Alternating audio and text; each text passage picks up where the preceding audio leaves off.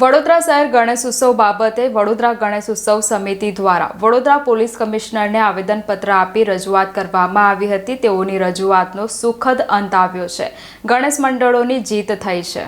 મહારાષ્ટ્ર બાદ સૌથી વધુ ગણેશ ઉત્સવ ઉજવવામાં આવતું હોય તો તે છે ગુજરાત અને તેમાં પણ વડોદરાનું સ્થાન પ્રથમ આવે છે। વડોદરામાં અનેકો ગણેશ મંડળો આવ્યા છે, ત્યારે વડોદરાના ગણેશ ઉત્સવ સમિતિના અનેકો પડતર પ્રશ્નો હતા, જેમાં ભગવાન ગણેશની પ્રતિમાની હાઇટને લઈને તંત્ર અને વડોદરા ગણેશ ઉત્સવ સમિતિ વચ્ચે વાટાઘાટો ચાલતી હતી। આજરોજ વડોદરા ગણેશ ઉત્સવ સમિતિ દ્વારા વડોદરા શહેર પોલીસ કમિશનર નરસિંહા કોમર તેમના ઓફિસ પોલીસ ભવન ખાતે મળ્યા હતા, જ્યાં વડોદરા ગણેશ ઉત્સવ સમિતિને સુખદ સમાધાન મળ્યું હતું। વડોદરા શહેર પોલીસ કમિશનરે ગત વર્ષની જેમ આ વર્ષે પણ તમામ ગણેશ મંડળો ગણેશ ઉત્સવ ઉજવી શકશે તેવી રીતનું આશ્વાસન વડોદરા ગણેશ ઉત્સવ સમિતિના સભ્યોને આપવામાં આવ્યું હતું। આ નિર્ણય આવતાની સાથે જ વડોદરાના તમામ ગણેશ મંડળોમાં ખુશીનું વાતાવરણ સર્જાયું હતું। તમામ મંડળો દ્વારા વડોદરા શહેર પોલીસ કમિશનરના આ નિર્ણયને બિરદાવવામાં આવ્યો હતો, તેમજ વડોદરા ગણેશ ઉત્સવ સમિતિ દ્વારા આ નિર્ણયનો શ્રી ગણપતિ બાપાને અર્પણ કર્યો હતો। કોઈ પણ રાજકીય દખલઅંદાજી વગર આ નિર્ણય આવતા વડોદરાના તમામ ગણેશ મંડળોએ ખુશ થયા હતા।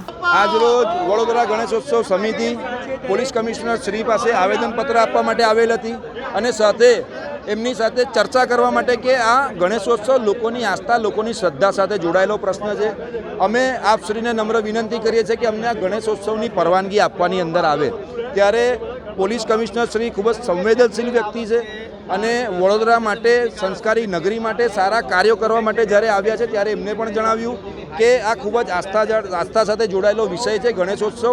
અમે આની અંદર તમારી સાથે છે અને પોલીસ ખાતાના તમામ અધિકારીઓ, પોલીસ તંત્ર અને પોલીસ કમિશનર શ્રી જાતે અમે આપની સાથે ખભેથી ખભા મિલાઈને આ ઉત્સવની ઉજવણીની અંદર અમે તમારી સાથે છે, પણ પોલીસે જણાવેલ નીતિ નિયમોની સાથે અમે આ ઉત્સવની અંદર અને ખાસ કરીને આ 23/6/2024ને દિવસે જે વિરોધ પ્રદર્શન મહારેલીનું આયોજન કરવાની અંદર આવેલું, એની અંદર વડોદરા શહેરની મારી માતાઓ, બહેનો, મારા ભૂલકાઓ, મારા ગણેશ મંડળો, મારા તમામ હિન્દુ સંગઠનો, તમામ ગ્રુપો, તમામ ગણેશ ભક્તોને સતત વંદન કરું છું કે આ તમારા સોશિયલ મીડિયાની તાકાત છે।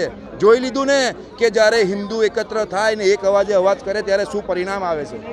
કોઈપણ રાજકીય પક્ષની પરવાનગી વિના આ વર્ષે વડોદરા શહેરની અંદર ગણેશોત્સવ રંગે ચંગે ઉજવાશે અને પોલીસ પ્રશાસનને તમામ ગણેશ મંડળોએ પાલન કરવું પડશે। એ ખાસ નોંધ લેવાની છે।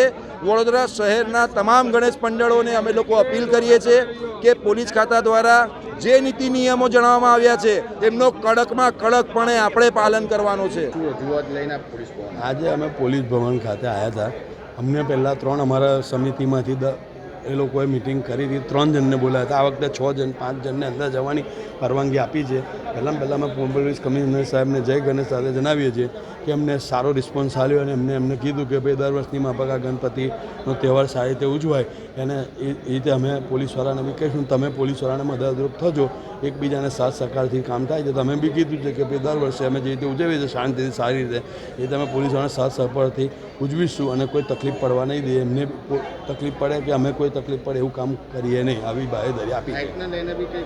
ના, હાઇટને લીધે એ વખતે અમે અંદર નહોતા ગયા, હું નહોતો ગયો અંદર, કારણ કે 3 જણ કમિટીમાંથી ગયા હતા। એ વખતે 3 જ જણને મળવાની પરવાનગી આપી હતી, એટલે હાઇટને લઈને હું કશું જાણતો નથી। અમે કમિટી નક્કી કરશે અને એમને દર વર્ષની માફક કીધું છે સાહેબે કે દર વર્ષે જે રીતે ઉજવાય છે એ રીતે ઉજવવાનો છે તહેવાર, બરાબર છે, સારી રીતે ઉજવાય। ગણપતિ બાપા છે, વિઘ્નહર્તા છે, એટલે એમનો તહેવાર સારી રીતે ઉજવાય એ રીતે કમિશનર સાહેબે ખાતરી આપી છે અમને।